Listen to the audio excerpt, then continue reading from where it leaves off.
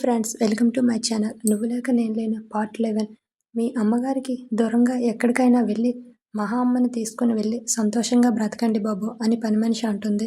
పాపం ఆ పిచ్చి తల్లి మీతో తన బాధ పంచుకోలేక, ఒకవేళ తెలిస్తే మీరు ఎలా రియాక్ట్ అవుతారో తెలియక బాధను గుండెల్లో మోస్తూ నరకం అనుభవిస్తుంది అని ఆవిడ చెబుతున్న ఒక్కొక్క మాటకి అయాన్స్లో కోపం, బాధ వేస్తాయి. తన కన్నతల్లి తన బిడ్డని చంపిందనే దాన్ని అస్సలు తట్టుకోలేకపోతున్నాడు అయాన్స్. దాంతో కోపంగా తాడో పేడో తీర్చుకుందామని వెళ్తాడు. తనని లారీ గుద్దేస్తుంది. అయాన్స్ చిరాగ్గా బయటికి వెళ్ళటం గమనించిన మహా ఆలోచనలో పడుతుంది. ఈ విషయం అయాన్స్కి తెలిస్తే తను తట్టుకోలేడు అనే కదా ఈ విషయం తనతో చెప్పకుండా ఉన్నాను. నేను ఇలా డల్గా ఉంటే అయాన్స్కి అనుమానం వస్తుంది. తనకి అనుమానం వస్తే తెలుసుకునేంతవరకు అస్సలు వదిలిపెట్టడు. ఎందుకొచ్చిన గోల? ఈ రోజు నుండి మళ్ళీ మునుపటిలా ఉండడానికి ట్రై చేయాలి. నేను నా బాధ మర్చిపోయి అయాన్స్ని హ్యాపీగా ఉంచాలని డిసైడ్ అయ్యి అయాన్స్ని బయటికి వెళ్ళి వచ్చేసరికి అతన్ని ప్లెజెంట్గా కనిపించాలనుకుంటూ అతనికి ఇష్టమైన విధంగా రెడీ అవుతుంది మహా. ఉదయం అని వెళ్ళిన వాడు ఈవినింగ్ వరకు అయాన్స్ ఇంటికి రాలేదని అయాన్స్కి కాల్ చేస్తుంది. అవతలి వాళ్ళు ఫోన్ లిఫ్ట్ చేసి చెప్పింది విని షాక్ అయి అక్కడికక్కడే కుప్పకూలిపోతుంది మహా. అయాన్స్కి యాక్సిడెంట్ అయిన విషయం తెలుసుకొని హాస్పిటల్కి వెళ్తుంది. అయాన్స్ కోసం ఇంటికి వస్తుంది అయాన్స్ మదర్. ఇదేంటి ఇంటి తలుపులు తెరిచి ఉన్నాయి, కానీ ఇంట్లో ఎవరు లేనట్లు, అసలు ఎవరు పలకటం లేదేంటి అనుకుంటూ అన్ని రూమ్లు చూసుకుంటూ అయాన్స్ రూమ్కి వస్తుంది అయాన్స్ మదర్. ఇదేంటి వాళ్ళ రూమ్లో కూడా లేరు, ఎక్కడికి వెళ్ళారు వీళ్ళు అనుకుంటూ బయటకు వస్తున్న ఆవిడ కంట పడుతుంది కాంట్రాక్ట్ మ్యారేజ్ పేపర్స్. పైన అట్ట చూసి ఇదేంటి ఏదో ఫైల్లో ఉంది, ఇలా వదిలేశారేంటి గాలికి, చూడు పేపర్స్ అన్నీ ఎలా ఎగిరిపోయాయో అనుకుంటూ ఆ పేపర్స్ అన్నీ ఏరి ఆ ఫైల్ని టేబుల్ డ్రాలో పెడుతుంది. ఆ ఫైల్ ఇంత నిర్లక్ష్యంగా వదిలేశారని ఓపెన్ చేసి చదువుతుంది. కోపంతో కళ్ళు ఎర్రబడతాయి ఆవిడవి.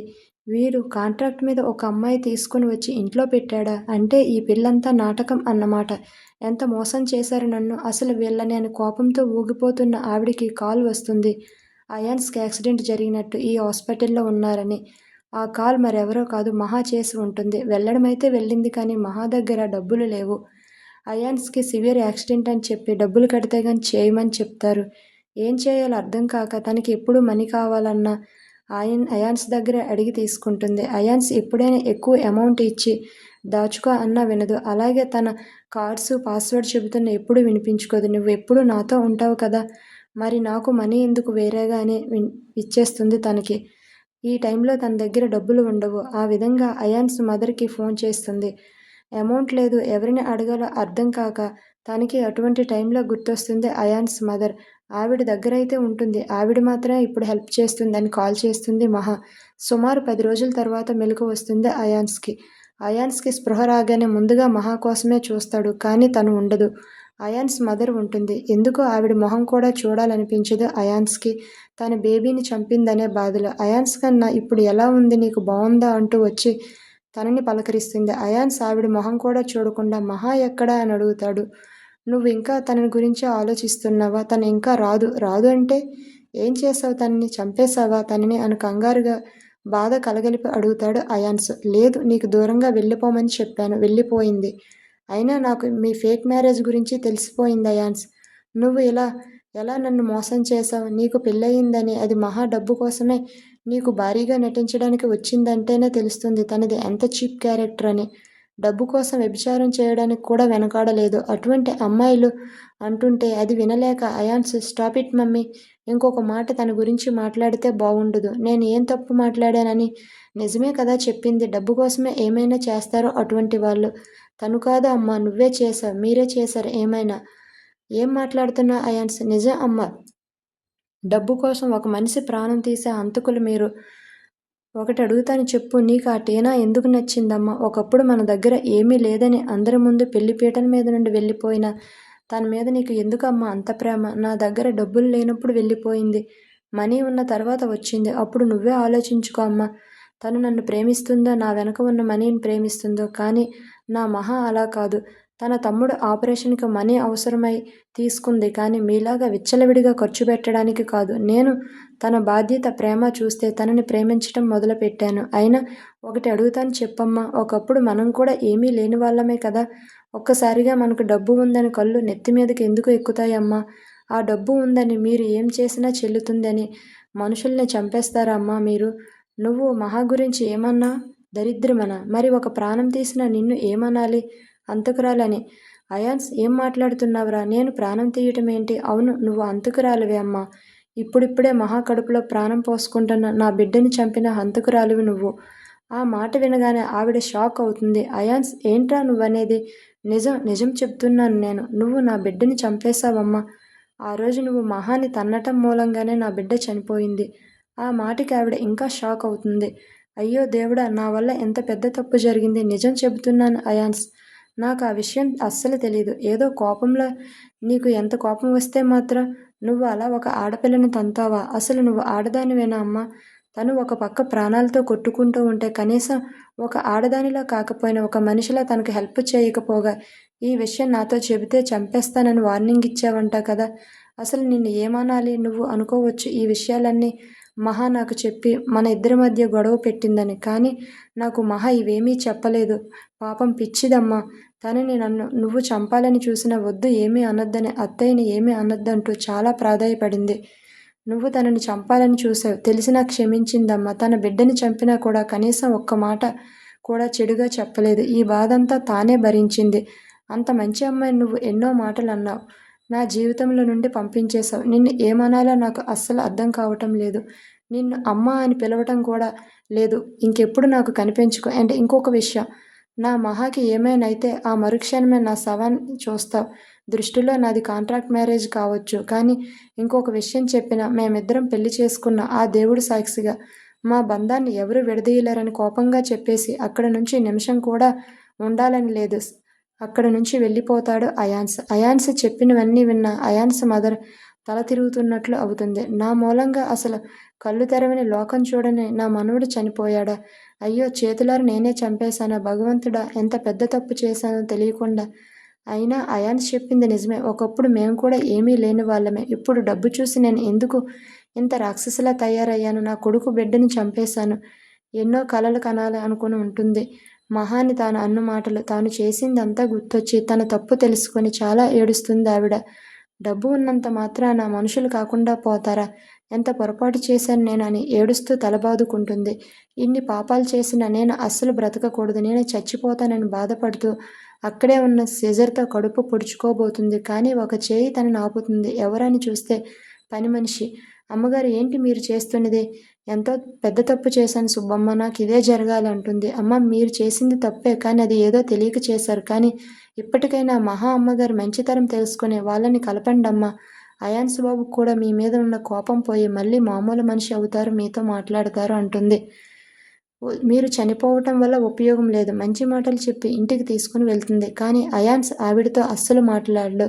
అయాన్స్ తనకు తెలిసిన అందరికీ చెప్పి మహాని వెతకమని చెబుతాడు. తను పనిచేసిన దగ్గర తనకి తెలిసిన వాళ్ళని ఇలా అందరినీ అడుగుతూ తన కోసం వెతుకుతూ ఉంటాడు. ఎక్కడా తన జాడ తెలియదు. ఎక్కడికి వెళ్ళావు మహా? అసలు నీ కోసం నేను ఎంతో ఎదురు చూస్తున్నాను తెలుసా? అసలు నా గురించి తెలుసు కదా మహా, నువ్వంటే నాకు ఎంత ఇష్టమో. అసలు నన్ను వదిలి అలా ఎలా ఎలా వెళ్ళగలిగావు మహా అని బాధపడుతూ ఉంటాడు రోజు అయాన్స్.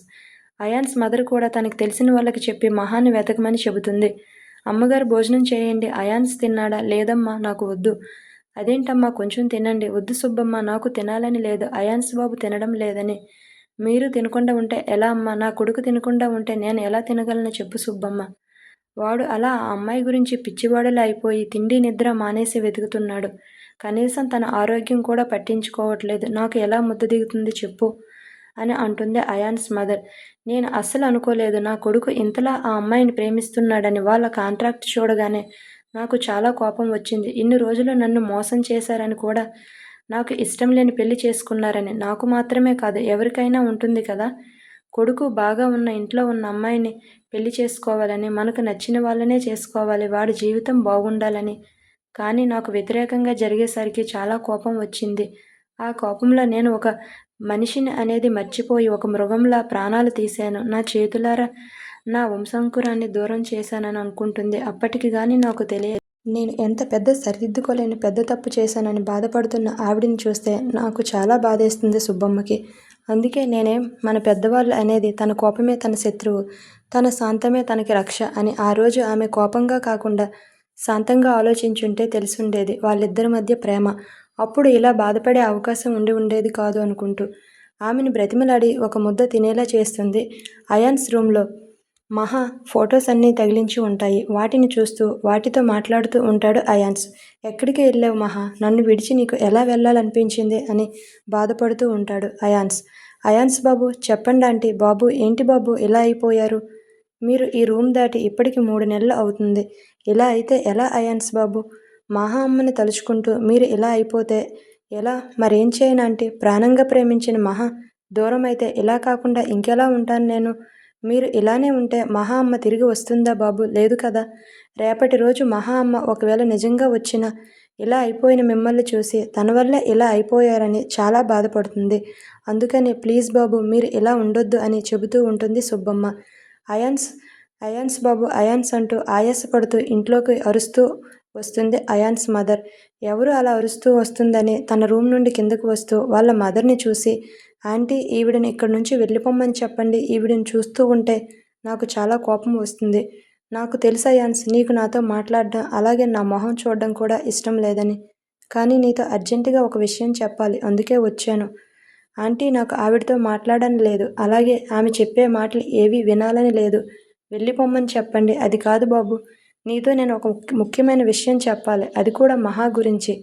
మహా పేరు వినగానే వెళ్ళిపోతున్న అతని అడుగులు ఆగిపోతాయి.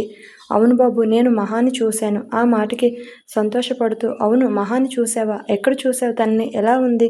తను బాగుందా? అని ప్రశ్నల మీద ప్రశ్నల వర్షం కురిపిస్తాడు. ఆ రోజు హాస్పిటల్లో మాట్లాడిందే మళ్ళీ అయాన్స్ తనతో మాట్లాడుతూ ఉంటే అలాగే చూస్తూ ఉంటుంది. చెప్పు ఎక్కడ చూసావు నా మహాని? అది నా మనసు బాగోక తన కులదైవం గుడికి వెళ్ళాను. అక్కడ గుడిలో చూశాను. నాకు తెలిసి ఆ చుట్టుపక్కల్లోనే ఉంటుందని నేను అనుకుంటున్నాను. నువ్వు నిజంగానే మహాని చూసావమ్మా? కన్ఫర్మ్ కదా? కన్ఫర్మ్ అయాన్స్ అని చెబుతుంది. మహాని నేను గుర్తుపట్టగలను. నేను చూసి పిలిచేలోగా వెళ్ళిపోయింది. ఇంకొంచెం అయి ఉంటే పట్టుకునేదాన్ని తనను. మహా గురించి ఆ చుట్టుపక్కల పోలీస్ స్టేషన్లో కంప్లైంట్ ఇచ్చాను వెతకమని. వాళ్ళు ఇప్పుడే కాల్ చేశారు. మహా అక్కడే ఉందంట. ఇదిగో తన అడ్రస్ అని ఇస్తుంది. అది చూసి చాలా సంతోషపడతాడు అయాన్స్. థ్యాంక్స్ అమ్మా, థ్యాంక్ యూ సో మచ్ అని అడ్రస్ తీసుకుని తన కారులో బయలుదేరతాడు ఆ ఊరికి. ఒక్కటేమైనా తలుపు కొడితే ఉంటే వెళ్ళి డోర్ తీస్తుంది మహా. ఎదురుగా ఉన్న అతన్ని చూసి షాక్ అవుతుంది. దాదాపు 3 నెలల తర్వాత అయాన్స్ చూస్తున్న మహాకి సంతోషంతోనూ అలాగే అతన్ని వదిలేసి వచ్చానని బాధలోనూ కన్నీళ్లు వస్తూ ఉంటాయి. అతన్ని హగ్ చేసుకోవాలి అని ఉన్న ఆ కోరికను మనసులోనే చంపుకొని అయాన్స్ని చూస్తూ ఉంటుంది. అయాన్స్ పరిస్థితి కూడా సేమ్ అలాగే ఉంటుంది. మహాని చూడగానే తనని గట్టిగా కౌగిలించుకుంటాడు. ఆ కౌగిలిలో కోరిక లేదు. దూరమైన వస్తువు ఏదో దొరికింది అనే సంతోషం మాత్రమే ఉంది అందులో. అసలు నన్ను వదిలేసి ఎలా రాగలిగావు మహా? నువ్వంటే నాకు ఎంత ఇష్టమో నీకు తెలీదా? నన్ను అలా ఎలా వదిలేసి వచ్చావు? నీకోసం ఎంతలా వెతికానో తెలుసా? నువ్వు నా ప్రాణం మహా. నువ్వు లేకపోతే నేను ఎలా బ్రతుకుతాను అని ఏడుస్తూ తన మనసులో ఇన్ని రోజులు తను పడిన బాధని అంతా తీర్చుకుంటూ ఉంటాడు అయాన్స్. మహా ఎవరు వచ్చిందో అంటూ అక్కడికి వరుణ్ వస్తాడు. అప్పుడు స్పృహలోకి వచ్చి అది తెలిసిన వాళ్ళు వచ్చారు, మాట్లాడి పంపించి వస్తాను. సరే తొందరగా రా మహా అని వెళ్తాడు. అతను నీ ఫ్రెండ్ వరుణ్ కదా? అవును అవును. నువ్వు ఎందుకు వచ్చావు ఇక్కడికి? ఏంటి ఏమడుగుతున్నావు? నువ్వు ఇక్కడికి ఎందుకు వచ్చావు? అయాన్స్ని అడుగుతుంది. అయాన్స్ అయోమయంగా తనని చూస్తూ నేను ఇంకెందుకు వస్తాను? నీకోసమే వచ్చాను. నా కోసమా? నా కోసం ఎందుకు? ఎందుకు అలా అంటావేంటి? నా భార్య దగ్గరికి నేను వచ్చాను. భార్య? భార్య ఎవరు? ఇంకెవరు? నువ్వే మర్చిపోయావా?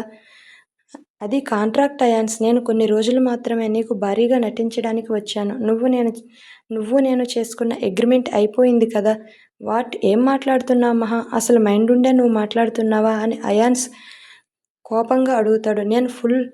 నేను ఫుల్ స్పృహలో ఉండే మాట్లాడుతున్నాను అయాన్స్ గారు. మన 6 నెలల అగ్రిమెంట్ అయిపోయింది కదా. మన పెళ్లి గురించి ఏమంట? అగ్రిమెంట్ ప్రకారం మీరు ఏం చేయమంటే అది చేయాలి కనుక నేను కూడా పెళ్లి చేసుకున్నాను అంతే. ఇంకా మీరు వెళ్ళొచ్చు ఇక్కడ నుంచి అని తలుపులు వేసుకుంటుంది. లోపలికి వెళ్ళిపోతుంది. మహా ఏం మాట్లాడుతున్నావో అర్థమవుతుందా? మనకి పెళ్ళయింది మర్చిపోయావా అని అడుగుతుంది. ఆర్ యూ ఓకే మహా? నీకు తలకి ఏమైనా పెద్ద దెబ్బ తగిలిందా అని తనని పట్టుకొని చూస్తూ ఉంటాడు. నాకు ఏ దెబ్బ తగలలేదు. నేను చాలా బాగున్నాను అయాన్స్. మరి అయితే ఇలా ఎందుకు మాట్లాడుతున్నావు మహా? చూడండి మనం కాంట్రాక్ట్తోనే దగ్గరయ్యాం. ఇప్పుడు అది ముగిసిపోయింది కనుక మన మధ్య బంధం కూడా ముగిసిపోయింది. ఇంకెప్పుడు మీరు నా దగ్గరికి రావద్దు. మహా ముందే పిచ్చి కోపంలో ఉన్నాను. నువ్వు ఇలా మాట్లాడి నాకు కోపం తెప్పించకు. మహా, మా అమ్మ చేసిన పనికి నువ్వు ఇలా మాట్లాడుతున్నావని నాకు అర్థమైంది. ప్లీజ్ మహా, అదంతా మర్చిపో. మనం మళ్ళా న్యూ లైఫ్ స్టార్ట్ చేద్దాం. చూడండి, మీ అమ్మగారు ఏమీ చేయలేదు. నేను కాంట్రాక్ట్ అయిపోవడంతో వచ్చేసాను. ఇంకా నువ్వు వాళ్ళని సపోర్ట్ చేయొద్దు మహా, నాకు అంతా తెలుసు. మా అమ్మ వాళ్ళు మన బేబీ చనిపోయిన విషయం ఇదంతా మీకెవరు చెప్పారని షాక్ అవుతుంది. నువ్వు చెప్పకపోతే ఇంకెవరు చెప్పరనుకున్నావా నువ్వు? అంత పెయిన్‌ని నువ్వు ఒక్కదానివే ఎలా మోసావు మహా? ఒక్క మాట నాతో చెప్పుకోలేని అంత దూరం అయ్యానా నేను? చెప్పు, ఏ విషయమూ చెప్పలేదని అంటాడు. బేబీ గురించి గుర్తొచ్చి తను కూడా బాధపడుతుంది. పద మహా, మన ఇంటికి వెళ్దాం. ఎక్కడికి? నేను రాను. ఏంటి మహా, ఎందుకు అలా చేస్తున్నా? నేను చెప్పిన మాట ఒక్కసారి విను అంటాడు అయాన్స్. ప్లీజ్ మీరు వెళ్ళిపోండి అయాన్స్ గారు అని ఏడుస్తూ లోపలికి వెళ్ళి తలుపు వేసుకుంటుంది. మహా అని ఎన్నిసార్లు అయాన్స్ డోర్ కొట్టినా తీయదు. మహా, నువ్వు ఇలా ఎన్ని చేసినా నేను నిన్ను వదలను, ఐ లవ్ యూ అనేసి ఎంతకీ తన డోర్ తీయకపోవడంతో అక్కడి నుండి వెళ్తాడు. మహా ఇంట్లోకి వెళ్ళి అలా ఏడుస్తూ ఉంటుంది. తన దగ్గరికి వరుణ్ వస్తాడు. మహా, అతను అయాన్స్ కదా, నీ భర్త కదా అని అడుగుతాడు. మరి నీ భర్త వస్తే నువ్వు అతనితో ఎందుకు వెళ్ళలేదు, వెళ్ళదలుచుకోలేదు? ఏమైంది మహా అని. అతనిని నువ్వు ప్రేమిస్తున్నావు కదా, అతనంటే నీకు ఇష్టమేగా అని అంటాడు. ఇష్టం కాదు వరుణ్, ప్రాణం. మరి ఎందుకు అతనితో వెళ్ళలేదు మహా అని అడుగుతాడు వరుణ్. నా వల్ల అతను మళ్ళీ ప్రాబ్లమ్స్లో పడటం ఇష్టం లేక. ఏం మాట్లాడుతున్నావు మహా, నీ వల్ల అతనికి ఏం ప్రాబ్లం? నా వల్లే అతనికి అన్ని ప్రాబ్లమ్స్ వరుణ్ గారు. నేను అతని జీవితంలో లేకపోతే చాలా సంతోషంగా ఉంటాడు. ఫస్ట్ టైం అతన్ని నేను చూసినప్పుడు చాలా హ్యాపీగా కనిపించాడు తను. కానీ నేను అతని లైఫ్లోకి వెళ్ళటం వల్లే వాళ్ళ మదర్తో ఆవిడికి గొడవలు, ఇష్టం లేని నన్ను చేసుకున్నాడు పెళ్ళి అని. అలాగే టీనాతో ఒక గోల, తనని కాదని నన్ను పెళ్లి చేసుకున్నాడని. ఇంకొకడు ఎవడో నాకు తెలియదు, వాడు నన్ను ఇష్టపడుతున్నాడని వచ్చి అయాన్స్ గారి ప్రాణాల మీదకి తెచ్చాడు. ఇన్ని ప్రాబ్లమ్స్ నా మూలంగానే ఆయనకి అన్నీ వచ్చాయి. ఇవన్నీ నా మూలంగానే. నేను అనేదాన్ని ఆయన జీవితంలో లేకుండా ఉంటే హ్యాపీగా ఉండేవాళ్ళు. ఒకసారి వెళ్ళి ఆయన జీవితం నాశనం చేశాను, మళ్ళీ వెళ్ళి అలా చేయదలుచుకోలేదు అని ఏడుస్తూ ఉంటుంది మహా. అప్పటి వరకు వరుణ్తో ఫోన్లో లైవ్లో ఉన్న అయాన్స్ అదంతా విని చాలా బాధపడతాడు. నీ వల్ల నేను ఏం ప్రాబ్లం పడలేదు మహా, నీ వల్ల ఇంకా నా లైఫ్ సంతోషంగా ఉంది. అది నేను చెప్పినా నువ్వు అర్థం చేసుకునే పరిస్థితిలో లేవు. నిన్ను ఎలాగైనా నా దగ్గరికి తెచ్చుకోవాలో నాకు తెలుసు అని. మహా అక్కడ ఏం వర్క్ చేస్తుంది ఏంటి అని అన్ని డీటెయిల్స్ కనుక్కుంటాడు. మహా అక్కడ ఒక బట్టల షాప్లో వర్క్ చేస్తూ ఉంటుంది. మహా వెళ్ళగానే ఆ ఓనర్, అమ్మ మహా, నువ్వు రేపటి నుండి పనిలోకి రావద్దమ్మా. ఎందుకు సార్, నేనేం చేశాను? నువ్వేం చేయలేదమ్మా. వేరొక అతను ఆ షాప్ కొనాలనుకుంటున్నారు. తనకు నాకు ఎక్కువ అమౌంట్ ఇచ్చి ఆ షాప్ కొంటానంటున్నారు. సో రేపటి నుంచి నువ్వు పనికి రావద్దని చెప్తాడు. మరి నేనేం తప్పు చేశాను అని అలా ఎలా తీస్తారంటే, ఒకసారి ఆయన్ని నాకు పరిచయం చేయండి సార్, ఆయనతో నేను మాట్లాడతాను. సరేనమ్మా, లోపల ఉన్నారని తీసుకుని వెళ్తాడు. లోపలికి వెళ్ళిన మహా అక్కడ అయాన్స్ ఉండటం చూసి షాక్ అవుతుంది. ఆయన్ని ఏమడిగినా వేస్ట్. అతను తన కోసమే, అతనితో వెళ్ళటం కోసమే ఇదంతా చేస్తున్నాడని మహాకి అర్థమయ్యింది. అందుకే ఏమీ మాట్లాడకుండా సైలెంట్గా ఇంటికి వెళ్తుంది. ఇంటికి వెళ్ళగానే ఇంటి ఓనర్ మహా దగ్గరికి వస్తాడు. అమ్మ మహా, ఇలా చెబుతున్నానని ఏమీ అనుకోవద్దు. అతనికి ఇల్లు కావాలంట, అందుకే అతనికి ఇల్లు ఇచ్చేశానమ్మా. రేపు వస్తాడంట. నువ్వు ఈ ఇల్లు ఖాళీ చేస్తే మంచిది. అలా ఎలా ఇస్తారు అంకుల్, నేను ఆల్రెడీ ఉంటున్నాను కదా, మరి మీరు వేరే వాళ్ళకి ఇల్లు ఎలా ఇస్తారు? అది కూడా నేను మీకు రెంట్ సరిగ్గానే ఇస్తున్నాను కదా. ఇస్తున్నావమ్మా, కాదనను. కానీ అతను నీకంటే ఎక్కువ ఇస్తానంటున్నాడు. అందుకే మాకు కావాల్సింది ఎవరు ఎక్కువ రెంట్ ఇస్తే వాళ్ళే కదమ్మా. అతను చెప్పిన దానికన్నా ఎక్కువ ఇస్తావేమో చెప్పు, నీకే ఇస్తానంటాడు. అసలే ఉద్యోగం పోయింది, మళ్ళీ ఎప్పుడు దొరుకుతుందో ఏమో ఉద్యోగం. ఇప్పుడు ఇస్తున్న దానికన్నా ఎక్కువ అంటే తనకి కష్టం అవుతుంది. అందుకే సైలెంట్గా ఉంటుంది మహా. ఇలా చెప్పానని ఏమనుకోకుండా తొందరగా ఇల్లు ఖాళీ చేయమ్మా. అలాగే అంకుల్, కానీ నాకు 2 days టైం ఇస్తారా? ఇంకొక ఇల్లు వెతుక్కుంటానని చెబుతుంది. వాళ్ళకి అర్జెంటుగా ఇల్లు కావాలంట. వాళ్ళు ఒప్పుకుంటే నాకేం అభ్యంతరం లేదు, ఒక్కసారి వాళ్ళని అడగండి అని చెప్తుంది. ఎవరు అంకుల్ వాళ్ళు? అదిగో అమ్మ, అతనే అని చూపిస్తాడు. మళ్ళీ అక్కడ కూడా అయాన్స్ని చూసి షాక్ అవుతుంది. అతను కావాలని ఇదంతా చేస్తున్నాడు అని అర్థమవుతుంది. కోపంగా అతనికి దగ్గరగా వెళ్తుంది. ఏంటి ఇదంతా, ఏం చేస్తున్నావు అయాన్స్, ఎందుకు ఇలా నన్ను వెంటపడుతున్నావని కోపంగా అడుగుతుంది. నేను అసలు రాను, ఏం చేసుకుంటావో చేసుకో. అయినా ఈ ఊరిలో ఇక్కడ మాత్రమే కాదు, చాలా చోట్ల ఇల్లు దొరుకుతుంది, అలాగే జాబ్ కూడా. నువ్వు ఎక్కడికి వెళ్ళినా అక్కడికి నేను వస్తాను మహా. ఇప్పుడు మాదిరే అదంతా కొంటాను. నీకు ఏమైనా పిచ్చా అయాన్స్, ఎందుకు ఇలా చేస్తున్నావు? నా భార్య నాతో తీసుకుని వెళ్ళటం కోసం అని అంటాడు అయాన్స్. అది ఒక కాంట్రాక్ట్ అయాన్స్. ఎందుకు అర్థం చేసుకోవటం లేదు నువ్వు? సరే, నువ్వు చెప్పినట్లే కాంట్రాక్ట్ ప్రకారమే వద్దాం. నువ్వు నేను 1 ఇయర్ కలిపి ఉంటామని కాంట్రాక్ట్ చేసుకున్నాం. కానీ 10 నెలలు మాత్రమే కలిసి ఉన్నాం. మరి మిగిలిన 2 నెలలు నువ్వు నాతో ఉండాలి కదా? అబద్ధం. మనం చేసుకున్న అగ్రిమెంట్లో 6 మంత్స్ మాత్రమే కలిసి ఉండాలని ఉంది. లేదు మహా, 1 ఇయర్ అని మాత్రమే ఉంది. కావాలంటే చూడు అగ్రిమెంట్ పేపర్స్ అని తన ముందు పెడతాడు. మహా అవి తీసుకుని చదివి షాక్ అవుతుంది. ఎందుకంటే అందులో 1 ఇయర్ అని ఉంటుంది. లేదు, నువ్వు నన్ను మోసం చేస్తున్నా. ఆ రోజు నువ్వు 6 మంత్స్ అని చెప్పావు కదా అని అంటుంది మహా. నేను చెప్పడం ఏంటి మహా? అందులో అంత స్పష్టంగా రాసి ఉంటే అలాగే నిన్ను నేను చదివి సైన్ పెట్టమన్నాను ఆ రోజు, అవునా కదా? చెప్పు. మహాకి ఏం మాట్లాడాలో అర్థం కాదు. అయాన్స్ ఇదంతా కావాలని చేస్తున్నాడని అర్థమవుతుంది తనకి. నువ్వు ఒప్పుకొని సంతకం పెట్టినట్లు అగ్రిమెంట్లో ఉన్నదాని ప్రకారం నువ్వు 1 ఇయర్ నాతో ఉండాలి అని అయాన్స్ ఒకసారి గుర్తు చేస్తాడు. Thank you. నెక్స్ట్ పార్ట్ కోసం.